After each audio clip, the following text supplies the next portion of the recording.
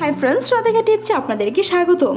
দ্রুত গর্ভধারণ করার জন্য স্বামী এবং স্ত্রীর দুজনের পরিকল্পনা কিংবা দুজনের প্রস্তুতি থাকা খুবই গুরুত্বপূর্ণ। বিশেষজ্ঞরা বলে থাকেন, একজন মা যখন গর্ভধারণ করতে চায় তখন তার সহবাসের সময় কিছু নিয়মকানুন মেনে চলতে হবে, মাসিকের সময় কিছু নিয়মকানুন মেনে চলতে হবে, যেগুলো আপনাকে দ্রুত গর্ভধারণ করতে অনেকটাই সাহায্য করে থাকবে।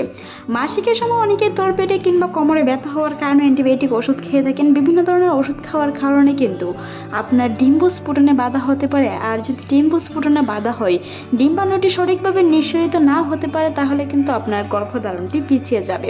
তাই মাসিকের সময় কোনো ধরনের অ্যান্টিবায়োটিক ওষুধ বা বিভিন্ন ধরনের ওষুধ খেতে যাবেন না ব্যথানাশক।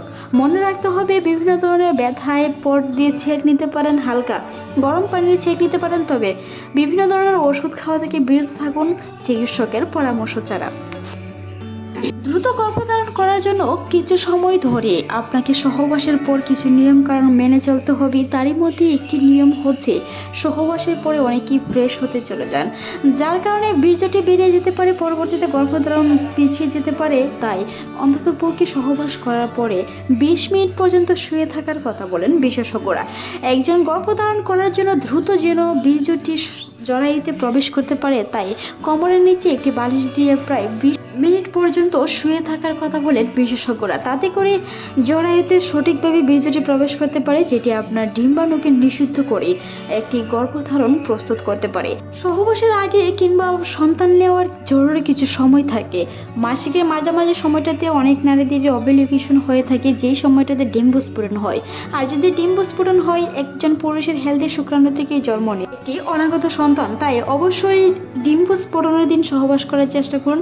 মাসিকের প্রায় মাঝামাঝি সময়তে ডিম্বস্ফোটন হতে পারে, তবে নিয়মিত মাসিকের ক্ষেত্রে যাদের 1 থেকে 28 দিনের মধ্যেই মাসিক হয়ে থাকে, অর্থাৎ 28 দিন সাইকেলে যাদের মাসিক হয়ে থাকে, তাদের 13তম দিন থেকে 18তম দিনের ভিতরে ওভ্যুলেশন টাইম হয়ে থাকে, অর্থাৎ ডিম্বস্ফোটন হয়ে থাকে। সেই সময় মেলামেশা করলে গর্ভধারণের সম্ভাবনা অনেকটাই বেশি থাকে। তাই ডিম্বস্ফোটনের দিন মেলামেশা করার চেষ্টা করুন। ডিম্বস্ফোটন হয়েছে কিনা কিভাবে বুঝবেন তা নিয়ে আমাদের চ্যানেলে অসংখ্য ভিডিও আছে, চাইলে ভিজিট করে আসতে পারেন। তাছাড়াও বাজারের বিভিন্ন ধরনের কিট কিনতে পাওয়া যায়, সেগুলো ব্যবহার করে দেখতে পারেন ওভ্যুলেশন হয়েছে কিনা। সেই সময়টাতে মেলামেশা করলে অবশ্যই গর্ভধারণের সম্ভাবনা অনেক বেশি থাকে।